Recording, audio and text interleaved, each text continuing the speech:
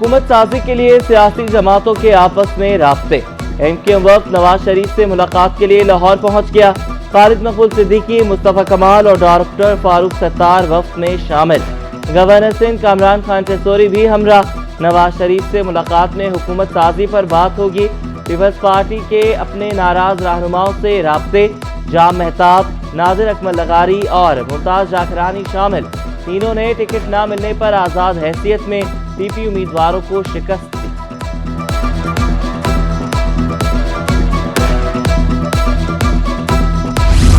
सियासी और मजहबी जमातों ने इंतखाबी नताइज मुस्तरद कर दिए। जमात इस्लामी, TLP और तहरीक इंसाफ का एहतजाज। इलेक्शन कमीशन ऑफिस सिंध के सामने मुजाहरा। तहरीक लब्बैक ने रैली भी निकाली। कारकुनों की नारेबाजी, पुलिस का लाठीचार्ज। नुमाइश चौरंगी से मुतादिद कारकुनों को पुलिस ने हिरासत में ले लिया। अमीर जमात इस्लामी कराची हाफिज नईम कहते हैं 8 फरवरी को अवाम के मैंडेट की तौहीन की गई। इलेक्शन कमीशन की इंतखाबी दहशतगर्दी नहीं चलेगी। आज शहर में 8 मुकामात पर एहतजाज करेंगे।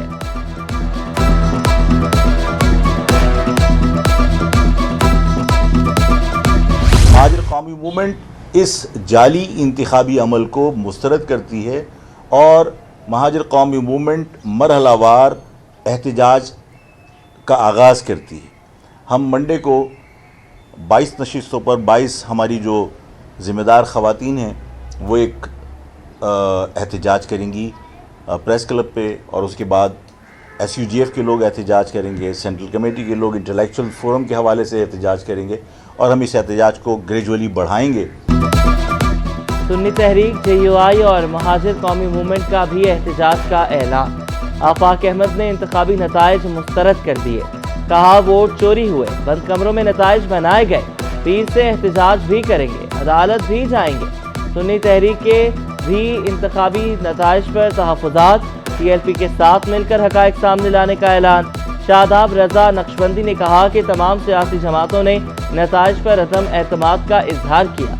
अवाम के मैंडेट का एहतराम और तहफ़्फ़ुज़ात का अज़ाला करने का मुतालबा।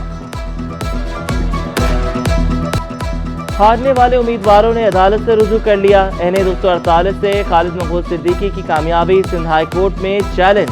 आज़ाद उम्मीदवार अरसलान खालिद ने मौक़िफ़ इख्तियार किया। फॉर्म 45 के तहत कामयाब हो रहे हैं। फॉर्म 47 मुरतब करते वक्त हमें बाहर निकाल दिया गया। PS 98 के आज़ाद उम्मीदवार जान शेर जुनेजो ने इंतखाबी नताइज को चैलेंज कर दिया। फॉर्म 47 को कलअदम करार देने की इस्तदा। सिंध में तीर चल गया, कराची में पतंग की ऊंची उड़ान। सिंध में 84 नशिस्तों पर जियाले कामयाब। पीपल्स पार्टी को कौमी और सिंध असम्बली की 39 मखसूस नशिस्तें मिलने का इम्कान।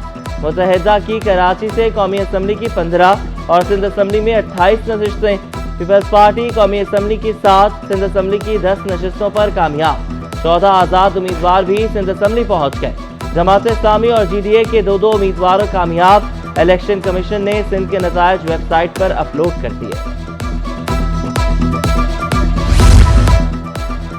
कराची से इंतखाबात के दिलचस्प नताइज भी सामने आए। 2 साबिक ब्यूरोक्रेट्स में एक कामयाब, दूसरा नाकाम।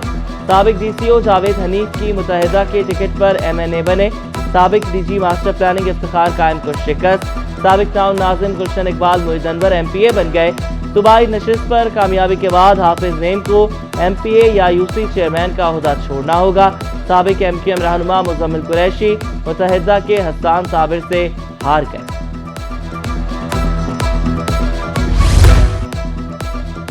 गवर्नर सिंध की आम इंतखाबात में कामयाबी पर MQM को मुबारकबाद। कहा नताइज से साबित हो गया MQM अहम सियासी जमात है। खालिद मकबूल सिद्दीकी बोले वोटर्स ने हमारे हक में फैसला दिया, हमारे दरवाजे सबके लिए खुले हैं। मुस्तफा कमाल ने कहा कि हमारी खैरात पर जमात इस्लामी को लोकल गवर्नमेंट मिली। शहर कायद की रोशनियां वापस लाने के लिए हर मुमकिन इक़दाम करेंगे।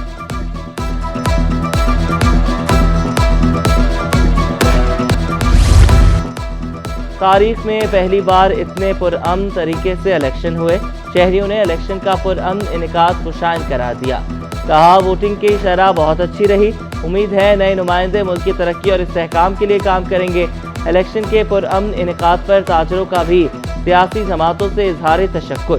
صدر انجمن تاجران سندھ کراچی جاوید شمس بولے سیاستدان ملکی ترقی اور مسائل کے حل کے لیے ترجیحی بنیادوں پر کام کریں۔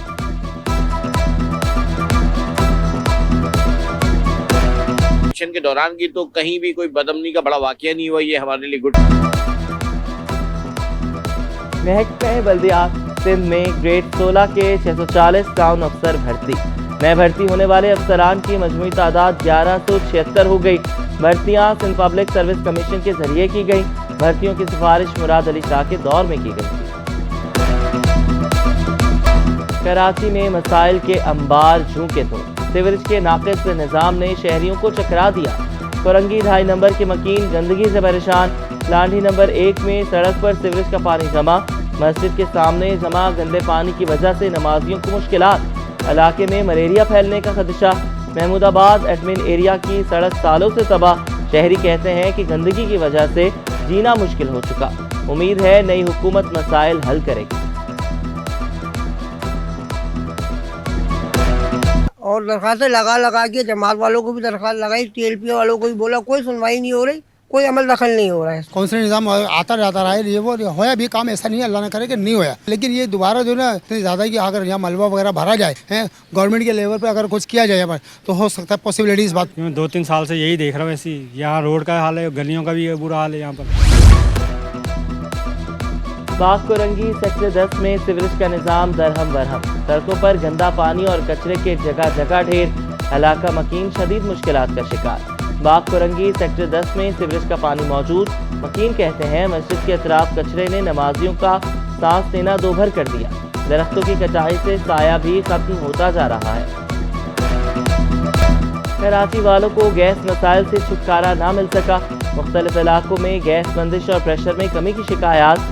شہری لکڑیوں اور ایل پی جی کے استعمال پر مجبور۔ شکایات کے باوجود مسائل حل نہ ہونے پر شہری پھٹ پڑے۔ سی این جی اسٹیشنز کو 2 روز کے لیے گیس کی فراہمی بند رہے گی۔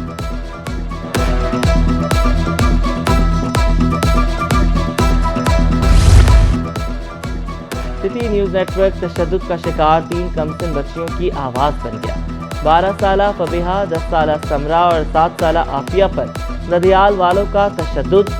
تینوں بچیاں بلدیہ سے فرار ہو کر ننیال میں اورنگی ٹاؤن پہنچیں۔ بچیوں کے والد جنوبی افریقہ اور والدہ پنجاب میں ہے۔ بچیوں کا کہنا تھا کہ پھپھو مارتی تھی، ایک دفعہ گرم چمچ سے جلایا بھی گیا۔ گھر میں دیگر افراد بھی تشدد کرتے، کھانے کو بھی نہیں دیتے تھے، جان سے مارنے کی دھمکیاں بھی دی جاتی تھیں۔ والدہ کے پاس جانے کی خواہش کا اظہار۔